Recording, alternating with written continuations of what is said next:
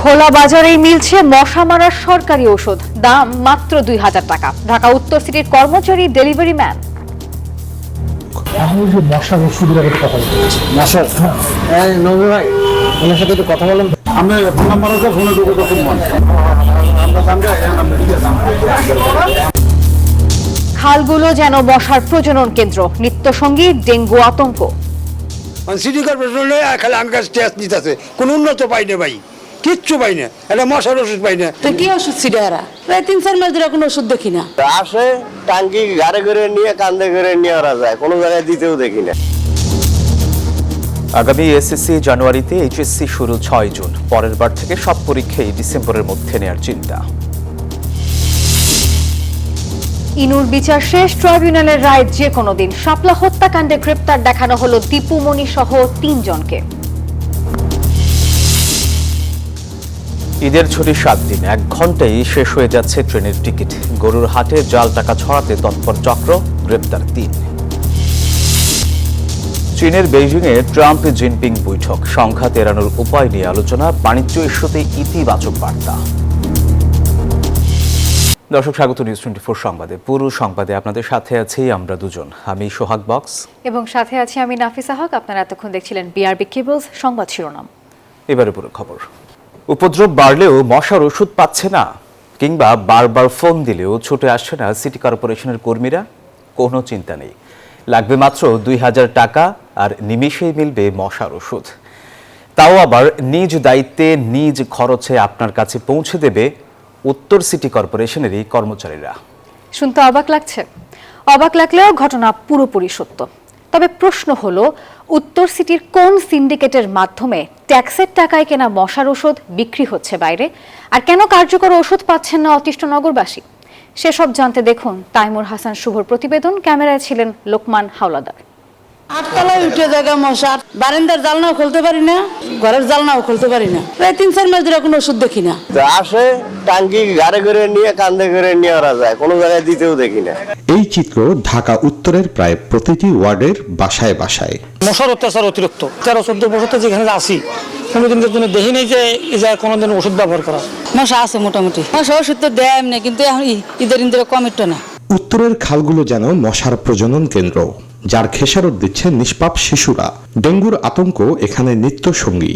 হাসপাতালের বেড আর ঔষধের পেছনেই নিঃস্ব হচ্ছে অনেক পরিবার। চতুর্দিকে মশা, ডেঙ্গু জ্বরে আক্রান্ত হয়, সেই ডরে থাকে বাচ্চা কেমনে হেফাজতে রাখতে পারবো। আমার ডেঙ্গু হয়েছিল বুঝছেন, মশার কামড়ে 32,000 টাকা হাসপাতালে বিল আইছে।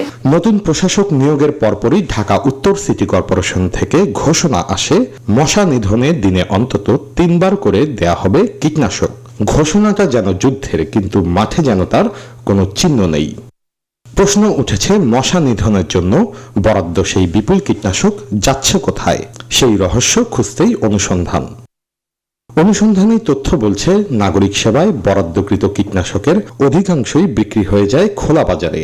গোপন তথ্যের ভিত্তিতে তাই ছদ্মবেশী ক্রেতার ভূমিকায় উত্তর সিটি কর্পোরেশনে অবস্থান নেয় নিউজ 24।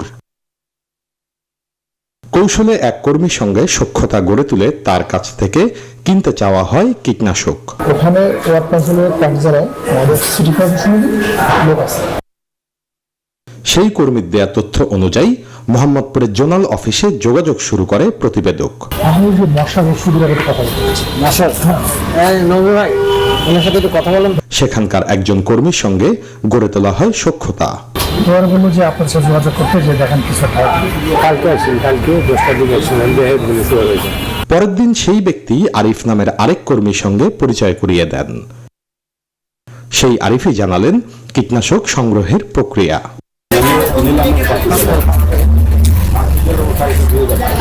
দামাদামিতে রাজি হবার পর পাওয়া গেল ডেলিভারির ঠিকানা। আমরা ফোন নাম্বার আছে, ফোনে ঢুকে তো ফোন মান আমরা জানতে আদাবরের শেখেরটেক এলাকার একটি নির্দিষ্ট স্থানে কিছুক্ষণ অপেক্ষার পর সিটি কর্পোরেশন থেকে বরাদ্দকৃত কীটনাশক নিয়ে হাজির হলেন আরিফ। তার মোটরসাইকেলের গায়ে সিটি কর্পোরেশনের স্টিকার, হাতে মশা মারার কীটনাশক। অবশেষে মাত্র 2000 টাকার বিনিময়ে নিউজ 24 টেলিভিশনের হাতে পৌঁছে যায় বাসিন্দাদের ট্যাক্সের টাকায় কেনা সেই কাঙ্ক্ষিত কীটনাশক।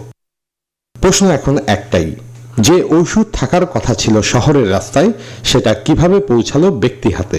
সিটি কর্পোরেশনের তদারকি বা কতটুকু? একটা এলাকার নাম্বার আমি যদি ওরকম থাকে আমি ব্যবস্থা নিব, হতে পারে। আমাদের মশা পরিচ্ছন্ন কর্মী যারা আছেন তারা আগের চেয়ে বেশি উদ্যম নিয়ে কাজ করছে, এটা সঠিক। আবার আপনারা যে প্রশ্নটা আমাকে করলেন যে অনেক জায়গায় 1 মাসও তারা দেখেনি, এটা আপনি বলেছেন, আমি ব্যবস্থা নিব, আমি দেখব। চিত্রটা ভয়ঙ্কর, দুর্ভাগ্যবশত অব্যবস্থাপনা, অনিয়ম, দুর্নীতি, কাজ করার ব্যাপারে অনীহা, সার্বিকভাবে বলতে গেলে এটা ভালো চিত্র নয়। মশা নিধনের নামে কোটি টাকার বরাদ্দ, কাগজে পরিকল্পনা থাকলেও বাস্তবে মিলছে না তার ছিটে ফোটাও। যে কীটনাশক থাকার কথা ছিল নগর জীবনের সুরক্ষায়, সেটাই যদি হারিয়ে যায় অন্ধকার বাণিজ্যে, তবে প্রশ্ন থাকে এই শহরের মানুষ বাঁচবে কিভাবে?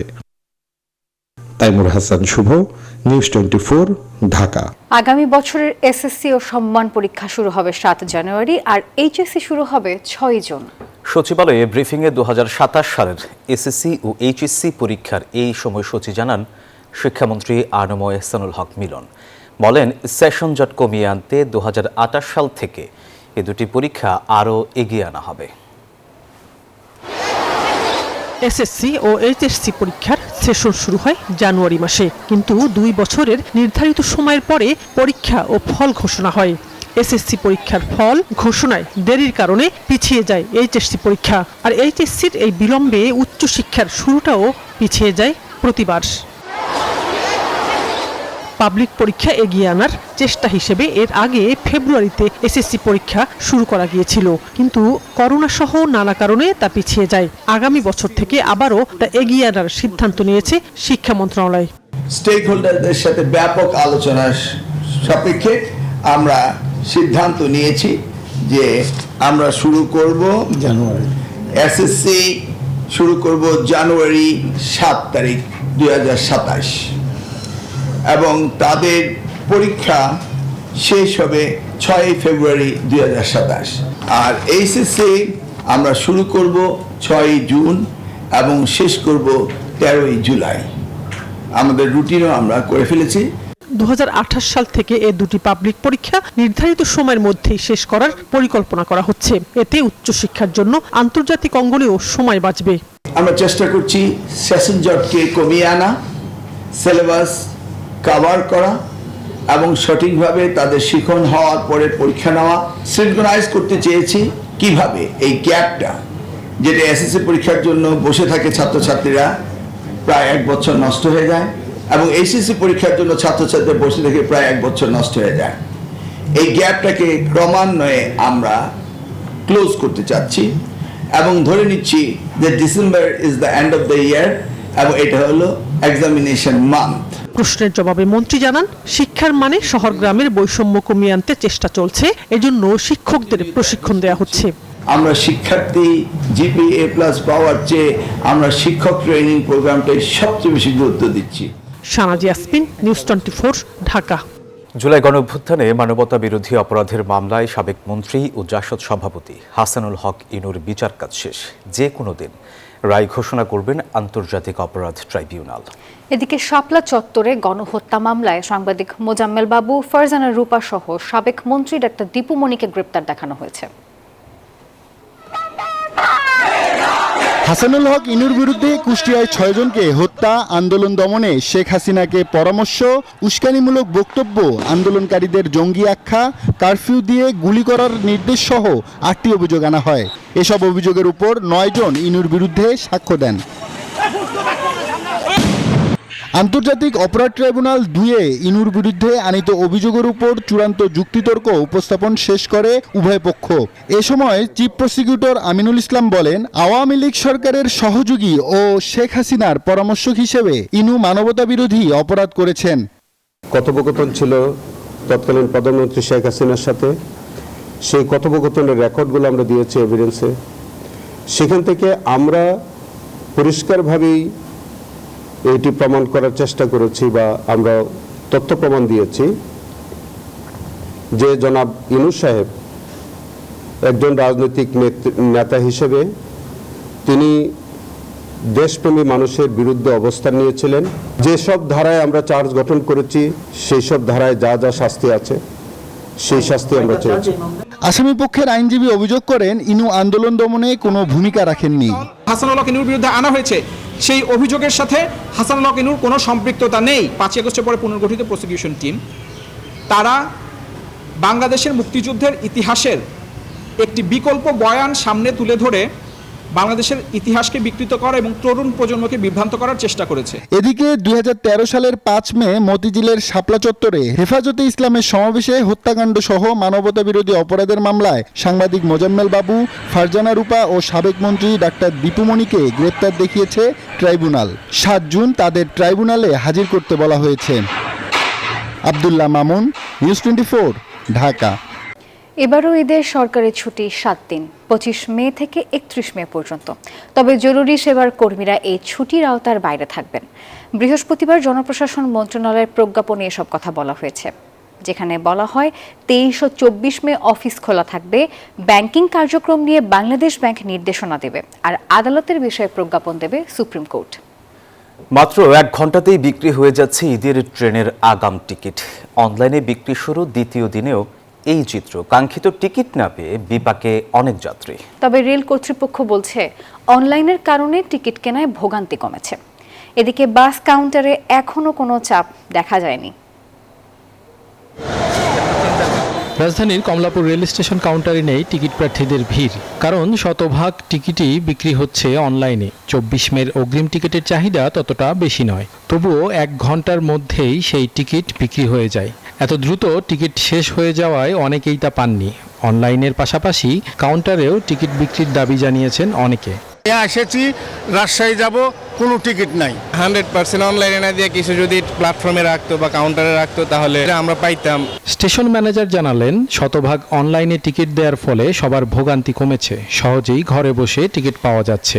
চাহিদা বিবেচনায় যাত্রার দিন 25% আসনবিহীন টিকিট বিক্রির ব্যবস্থা থাকছে। পশ্চিমাঞ্চলে সকল টিকিট বিক্রি শেষ হয়েছে। প্রতিটা ট্রেনের যাত্রা 2 ঘন্টা পূর্বে 25% নিম্ন শ্রেণীর স্ট্যান্ডিং টিকিট কাউন্টার থেকে দেওয়া হবে। 100% টিকিট অনলাইনে দেওয়াতে ভালো আছে, কারণ এটা মানুষের কষ্টের কিন্তু একটা লাঘব হয়েছে। আগে কমলাপুর স্টেশনে আপনারা দেখতেন একদিন আগে এসে মানুষ কিন্তু এখানে ঘুমাতো, তো এখন কিন্তু সবাই বাসায় বসে নিজে কিন্তু টিকিট কাটতে পারছে।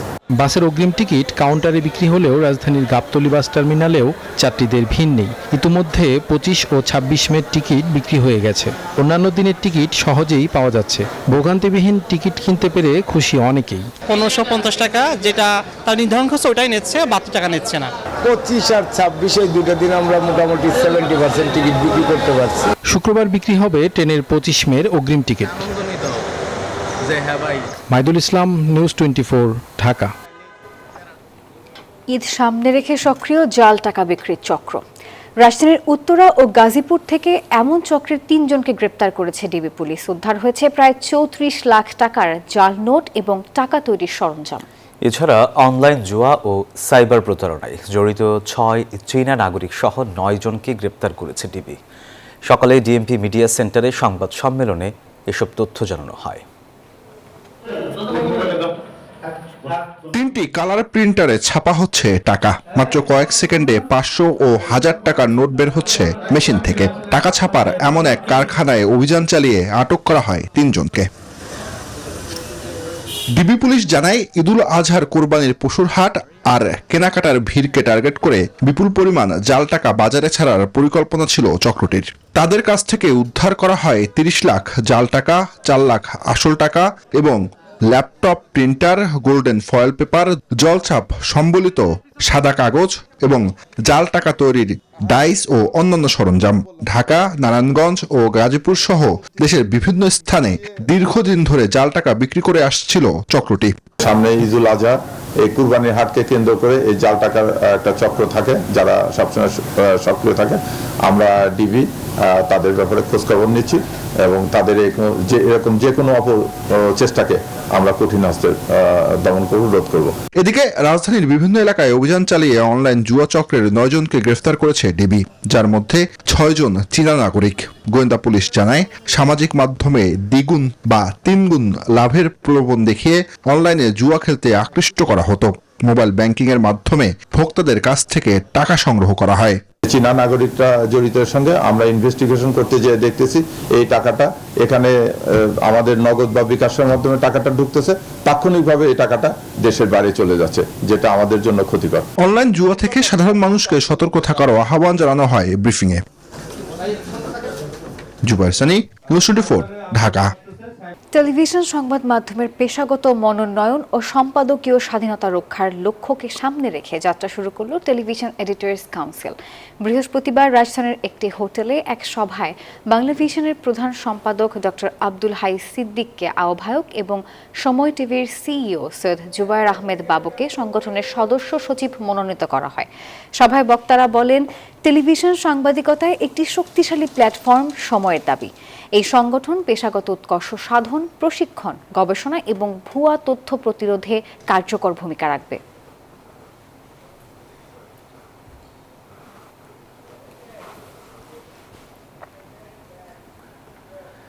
ইপিএস পরীক্ষায় উত্তীর্ণ হওয়ার পর 2 বছর পার হয়ে গেলেও দক্ষিণ কোরিয়ায় যেতে পারেননি 12,000-এরও বেশি কর্মী। প্রতিবাদে বিক্ষোভ করেছেন ক্ষুব্ধ কর্মীরা। বৃহস্পতিবার রাজধানীর প্রবাসী কল্যাণ ভবনের সামনে সমবেত হন তারা। জানান, অটো রোস্টার ও পুনর্বহালের দাবি। তাদের অভিযোগ, অনিয়ম দুর্নীতির কারণে 2022 ও 23 ব্যাচের এসব কর্মীর নাম রোস্টার থেকে বাদ দেওয়া হয়েছে। এখন তারা অনিশ্চয়তায় রয়েছেন। মালিকদের কাছে ফাইলগুলো যায়, একজনের এগেনস্টে 3টা ফাইল যায়। তো আমাদের এই 13,000 প্লাস লোকজন যারা আছে, এদের কোনো ফাইল কোম্পানির কাছে পৌঁছায়নি। 18 লাখ 20 লাখ টাকা দিয়া দালালি করে ওই দেশের দালাল মিলে ইস্যু করে দিতেছে। ওরা কিন্তু পাস, কিন্তু যারা টাকা দিয়ে কোনো লেনদেন করে না, ইয়াও নাই, তাদের রোস্টার অটোমেটিক ডিলিট। এবার আন্তর্জাতিক প্রসঙ্গ। যুক্তরাষ্ট্র ও চীনের প্রেসিডেন্টের বৈঠকে উঠে এলো 2 পরাশক্তির সম্ভাব্য সংঘাত এড়ানোর উপায় খোঁজার আলোচনা। বেইজিংয়ে বহুল আলোচিত এই বৈঠকে বসেন ডোনাল্ড ট্রাম্প এবং শি জিনপিং। আলোচনায় বাণিজ্য ইস্যুতে এসেছে ইতিবাচক বার্তা, তবে তাইওয়ান ইস্যুতে যুক্তরাষ্ট্রকে কড়া সতর্ক বার্তার কথা জানিয়ে দিয়েছে চীন। দীর্ঘদিন পর আবারও এক মঞ্চে মুখোমুখি হলেন বিশ্বের অন্যতম ক্ষমতাধর 2 রাষ্ট্রপ্রধান। বর্ণিল আয়োজনে লাল গালিচায় মার্কিন প্রেসিডেন্ট ডোনাল্ড ট্রাম্পকে উষ্ণ অভ্যর্থনা জানান চীনা প্রেসিডেন্ট শি জিনপিং। এরপরই দীর্ঘ আলোচনায় বসেন তারা। গ্রেট হল অব দ্য পিপলে রুদ্ধদ্বার বৈঠক চলে নির্ধারিত সময়ের চেয়েও বেশি। সেখানে তাইওয়ান ইস্যুতে ট্রাম্পকে কড়া বার্তায় সতর্ক করেন শি। জানান, তাইওয়ানের স্বাধীনতা আর শান্তি আগুন ও পানির মতোই অমীমাংসযোগ্য, যা সম্পর্ককে ঠেলে দিতে পারে বিপজ্জনক পথে। তবে বাণিজ্য ইস্যুতে চীনা প্রেসিডেন্টের সুর ছিল বেশ নরম। বাণিজ্য যুদ্ধে কেউ জেতে না বলে ট্রাম্পকে মনে করিয়ে দেন তিনি। আমরা যখন সহযোগিতা করি তখন উভয় পক্ষই লাভবান হয়, আর যখন মুখোমুখি সংঘাতে জড়াই তখন উভয় পক্ষই ক্ষতিগ্রস্ত হয়। এই আলোচনার সুযোগে চীনের বাজারে মার্কিন কোম্পানিগুলোকে আরও বেশি সুবিধা দেওয়ার কথা বলেন ট্রাম্প। 2 দেশের অর্থনৈতিক সম্পর্ক জোরালো করতে চীনের বাজার উন্মুক্ত করার আহ্বান জানান তিনি। সম্মেলনে বিশেষ গুরুত্ব পায় চলমান ইরান যুদ্ধ। মধ্যপ্রাচ্যে সংঘাত নিরসনে ট্রাম্প প্রশাসন সরাসরি সহায়তা চাইলে সামরিক হস্তক্ষেপের বদলে কূটনৈতিক সমাধানের উপর জোর দেন শি। বৈঠক শেষে বেইজিংয়ের ঐতিহাসিক টেম্পল অফ হেভেন পরিদর্শনে যান মার্কিন প্রেসিডেন্ট। শুক্রবার মধ্যাহ্নভোজের বর্ণিল আয়োজনের মধ্য দিয়ে শেষ হবে ট্রাম্পের এই আলোচিত সফর। নিবির আমিন, নিউজ 24। দর্শক, এই ছিল নিউজ 24 সংবাদের এখনকার আয়োজনে। এতক্ষণ সাথে থাকার জন্য ধন্যবাদ সবাইকে।